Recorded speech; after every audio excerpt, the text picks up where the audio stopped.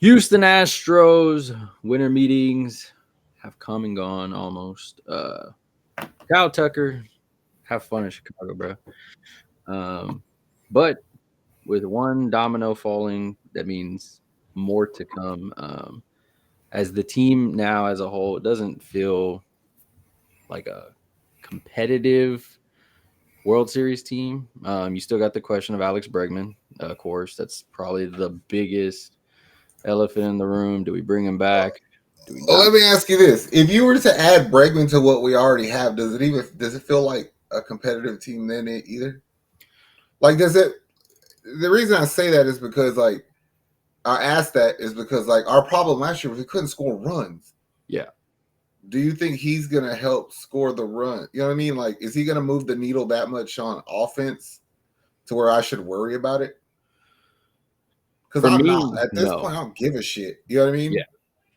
Like we always say with Bregman, defensively, one of the greatest third basemen in baseball, easily the greatest in Astros history. But we know what our challenges were last year. We couldn't score a damn ball ever. So we couldn't put points. We left so many people on base last year and the year before. I'm already to the point where it's like even a little more than the Kyle Tucker thing, where it got to a point, like you said in the last video, where it got to a point with so much smoke where it was like, okay, I'm cool with this. Mm-hmm. With Alex Bregman now, it's kind of like my emotions are out of it, bro. Like from a Yes. standpoint, if you're gone, you're gone. I'm gonna go find somebody that probably can't give me the defense you give me, but they're damn sure gonna give me some offense. Mm-hmm. And that's where, of course, we come into Nolan Arenado. I get it. He does have a no trade clause. We're not one of the 5 teams on his, but just like Verlander in 2017, things can change. Do me a favor, Nolan, and don't put us on there. I don't fucking want you. I Ooh, don't. Again, you yeah, don't move the needle enough. yeah, Like you, yeah, you could play defense at third, which effectively is gonna push Paredes to first. But like offensively, I don't. You fucking suck, just like Bregman. You know what I'm saying? Like even when you played yeah, for the Rockies, I think like your criticism was like you have amazing numbers, but in Coors Field. You know what I'm saying? yeah. And then you fucking leave and you go to St. Louis, and then you become just like a good player. Like your numbers are almost comparable to Bregman. You know what I'm saying? Yeah. So, like, why commit to it? No, yeah, that's true. I mean, he'll be committing to what, 3 years? I believe he has left, 2 and a Yeah, players or something like that. 3 years and for Yeah, whatever amount of money we agree to take on. But it's so stupid to me because you're telling me that you don't want to give Tucker and Bregman years, which will put them in their mid 30s when them contracts are over, especially Tucker. If he wanted 8, he'd be like 35 when that ended. yeah. But you're willing to trade some shit to bring in a 34-year-old? Like, how fucking dumb do we look? You know what I'm saying? We're not stupid. Like, what are we doing? Are you trying to retool to compete, or are you trying to build a farm system? Because don't ask me to send something from the farm system to St. Louis for Nolan, because Yeah. I'm not doing that. It's stupid.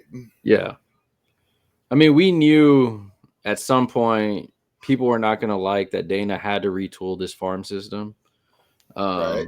You had to do it in certain aspects. I mean, there's going to be players, of course, that they like that are getting traded, as in Kyle Tucker. That I mean, we agreed we liked it. You probably weren't going to be able to keep him, so better to get something for him. You get something in the farm, but the Nolan one, it's like he's the next shiny name up there. Mm-hmm. But when you look at his offense, it's not anything crazy. It's not like, oh yes, we need this guy. Like, They were talking about him earlier on TV, and they were like, Nolan Arenado had like 575 at bats with like 38 extra base hits, right? And they're like, that's Nolan Arenado for 2024. And then they comped him to a mystery player. And they're like, this player in 2023 had like 540 hits for 40 uh extra base hits. And they were like, okay, so he did better. He was like, yeah, but that 2023 player was fucking Jose Abreu. Do you want that again? And we were like, no, good point. Like, you changed my mind just like that. instantly, yeah. Yeah, it's tough. So would you keep what Paredes at Third. third and then go and trade for a first baseman? No, I'm gonna platoon first base, bro. I have to fit like Mm, DeZenzo, yeah, somebody like Yonder play behind Singleton. Like I have to figure that out. I don't want to commit to that unless it's an out of this world deal, because I have to fucking get somebody in the outfield that can produce with a yeah, bat. Like, I yeah, have no faith. If you go into the season thinking that you can rely on anything Chaz or fucking Jake are gonna give you, you're asking to suck. It does not apply if you have fucking no picks. You know what I mean? Like this, yeah, it's not gonna work. yeah. Yeah, when Data said those two are gonna be out there for sure, I was like, who's the third? Because those two right there are terrible. I like y'all guys. Y'all do if y'all I like confuse them when me. they combine for center field. You Yeah, two at center field, and then give me two more. Yes, amazing. Yeah, yeah. When they're teaming up, it's like yin and yang. I'm cool with it. Both of them out there together. Who's hurt? That's my mindset. Like we suck. I'm hoping Dana's got something up his sleeve to bring an outfielder in. Like I'm more worried about the outfield than the infield. Yeah, and it's funny because usually Dana, that's how he works. All eyes are on third base, third base, third base. He may be going around looking for a replacement because he didn't name Bro, one. no, look, listen.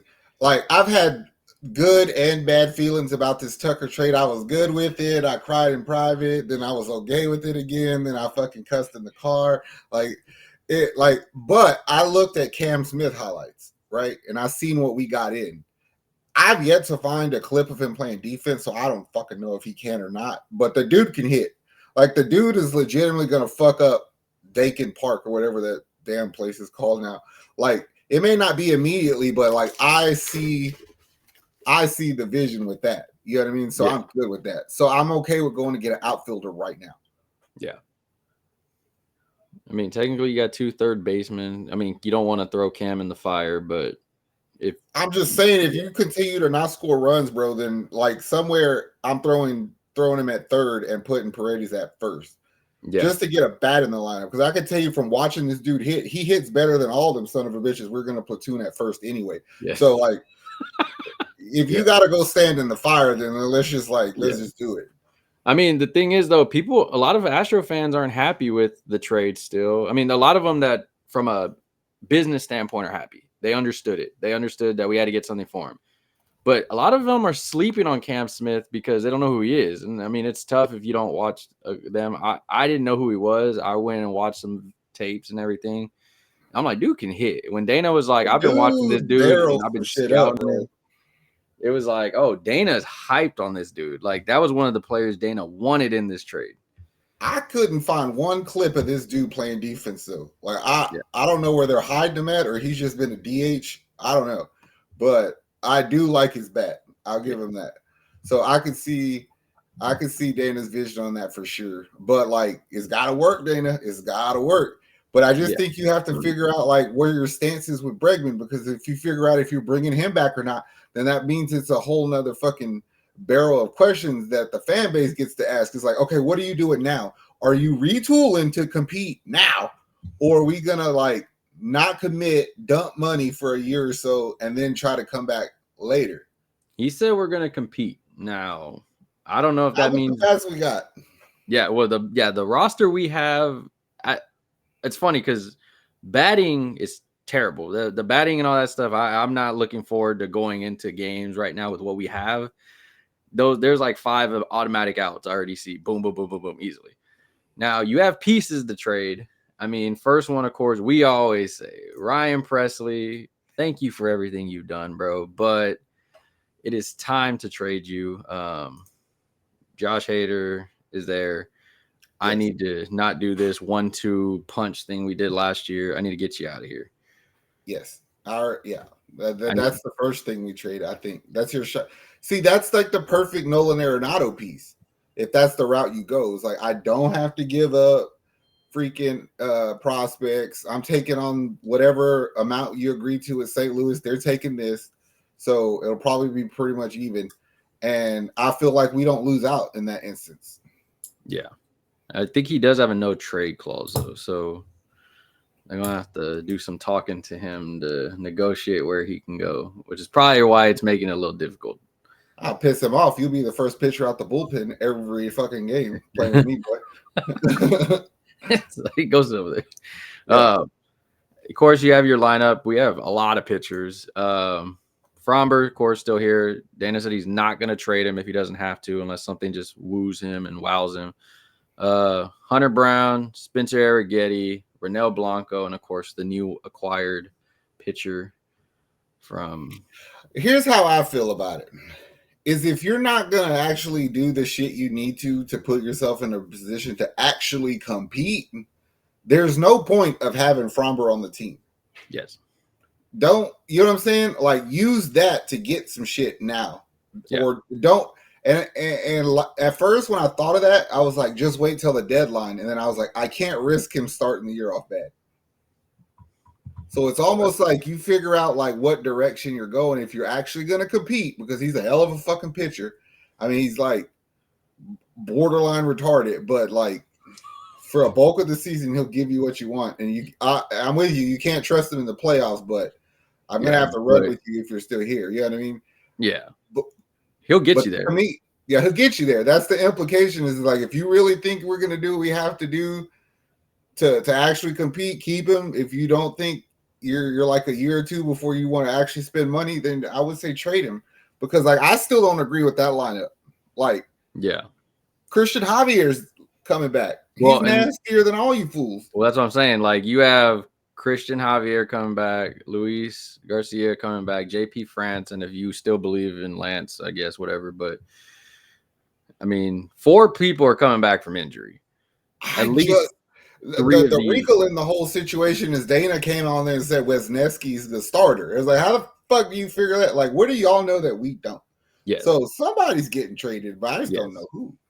I said we've already said Lance's contract is 2. If he can trade that, bro, you are the greatest GM in history of Astros, like probably of Houston, because that is a ridiculous contract to get rid of. Do you feel like Dana Brown is just like nonchalant about his job, trying to just dump shit because he wants to get away from all the trash that was here when he got here? Yes. That's how I feel too, and I hate it, because I always say, like, one day when we look back at the Astros and they were like, when did the dynasty end? I would hate to say it was when Click got fired. Yeah. But it's a strong possibility that's how that might play out. It is, but also it's like, when you look at everything, I mean, if it comes down to it, that's the owner. We know the story of Click and the owner and all that stuff. People are like, let's bring but that's my back. point. Yeah. It's like, do you feel like Dana Brown is a genius or a yes man? I feel with Dana, I just feel like it's one of those things where it's like, I want to be comfortable in my decisions. I mean, let's be honest. The owner did mess up, signing Jeff Bagwell, being lazy at getting the GM and letting Jeff Bagwell make contracts that were, at the time we were like, oh, these are good. But then you look back and they're some of the 4 worst contracts we did that year. So, I mean, you're still paying for Greinke on your books. You're still paying for other players on your books. Like, there's a lot of money that's backed that Dana inherited when you look at it. I was looking at it. I was like, these are ridiculous. Jose Abreu. I mean, you still got Rafael Montero that was in Sugarland for the longest. Lance has just been sitting at home for 2 years. He's been out since 2002 or 2022. Right? Yeah. So you have so much money on the book still that is just sitting there. So it's like, you can get creative with it, but I like whenever he gets people don't realize it, but the signing of Josh Hader fucked a lot of that up. Like, it added on to that. Even if he performed well, it's like, you just dished out $100 million. Yeah. Yeah, that's a big contract to give out, which hopefully as the amount of it is, hopefully as the years go on and TV deals and all that, it starts to become more of a lucrative contract because others are going up. But at the time, it's like, oh, snap, that's a big contract. And I mean, it's just, I agree with you though. It's like, if you're gonna retool a bit and go that route, and I'm gonna be like competitive, but I need to replenish my shit, trade Framber as fast as you can. Get what you can for him. Now, if you're gonna compete, I need to know what the hell you're doing in the outfield. I need to know what you're doing at first or at third, who's going where, and then who the hell on this rotation is starting and who's getting traded, because that's way too many damn dudes. Well, what I fear is that we're gonna fucking misconstrue compete. Like, I'm afraid that we're gonna do just enough to win our shitty division, but not enough to compete in the playoffs, and then somehow or another we get trapped in purgatory. Yeah. Because you're almost to a point where you don't have nobody to trade. Yeah. Like, think about it. Who the fuck wants Altuve? Nobody. You're not trading Jordan. No. There's not too many people out there looking for a Pena. No. Like Chaz, all them guys, they're throw-ins. You know what I mean? Like, you don't have too many more chances to fucking get it right, Dana. But it's interesting too, because like, I think Houston Astro fans need to realize you're not a big market. Anybody that thinks that just because we're the fourth largest city, you're not a big baseball market. Mm-hmm. You're just not. It comes out of so many variables and tangibles and all that stuff. But it also, I get when they're like, "Oh, our owner's cheap." But you know what? You know what I blame that on? Like, not to you. Yeah. Like, I'm not saying that's a sorry fucking excuse, lazy way of thinking. Because and I'm not trying to dog anybody, but like Golden State's not a big market, and fucking everybody will go play with Curry. The problem is like you don't have a dude on our team that people want to fuck with like that. You know what I'm saying? That's the reality of it. You if you don't have the city that people are like, damn, I really want to go there. Yes, you need that guy, and we don't have it. We've been saying that. You look at any sport that's like borderline dynasty like that. Or dynasty, you're like, that's the guy, that's the culture. I know what I'm going to. They look at Houston and they're like, what am I gonna do? Like, look at Altuve and Jordan, look at each other like, I don't fucking know what's going on here. Yeah, no, it's we've said it last year. There was a culture thing that was going around. We were like, we didn't know what it was. I didn't know if y'all were a team that was like, you would see it in the division, which is like Seattle. They would get hyped and crazy for stuff. Angels get hyped and crazy for stuff. Yeah, even Oakland, they're as trash as they were. Us, it was just dude. But think about it. You just said it. Like Seattle, we have their number. We beat you every time. But when Seattle comes to Houston, as many good players as they had on that team, and what we never took them for granted. I feel like because you had Rodriguez on your team. What's the fool in the outfield? You know what I'm saying? You had Randy Arozarena. Like, I knew whose team that was. Like, I blame Jordan for not being more of a prick.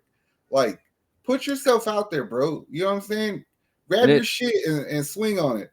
We used to say it was him and Tucker, and then Tucker got hurt. Jordan went into a shell, and it was just like, what the hell? It can't be Altuve. He's already done that. He played his part in those cheating scandal years and all that stuff and did that. The baton has been passed, Jordan. You need to step the hell up. You need to be the guy that's going out there getting number. That's probably why they're only DHing you, bro. They need you to stay healthy. I need you to put up some freaking Judge numbers, some Stanton numbers, Soto numbers. Like, I need you out there hitting. Think about it like you, Verlander, even if he comes back, he's not the 20 that Verlander. So like he was the face. He was the guy. Like, they was like, oh fuck, JV's on the team. Yeah, you don't have that anymore. Yeah, Maldi's gone. Your heart and soul of the actual team is gone. You know what I'm saying? Yeah. So you like, it's just not there. Brantley's gone. You know what I'm saying? You don't have the guidance and leadership and all that. I think that's what you need to start doing is bringing guys in like that to kind of like help, especially if Bregman leaves. Is you need the fucking culture builders, straight up. Yeah, those are what in a long season in your locker room. Those are what it's gonna really dictate and shape your team in certain ways. And this is gonna be fucked up, but I'm gonna point a lot of fingers at Pena now because. As far as the culture continuing winning, it's like, dude, you got 2 MVPs that nobody thinks you rightfully earned, saying that you should be kind of one of the leaders on this team. You know what I mean? Yeah. Which is interesting because you look at the pitchers and you kind of get that dog mentality from Spencer and Hunter. Like, at some point, hey, those could be But one. there's a reason why, bro, because Houston was, every time we won a World Series or even got to the World Series, it was on the back of dominant fucking pitching, whether it be starting or relief pitching. But there's one common denominator. Josh fucking Miller been there for it all. Like, our pitching room is ran a certain way, and that's why it stays consistently good. You know what I mean? Yeah.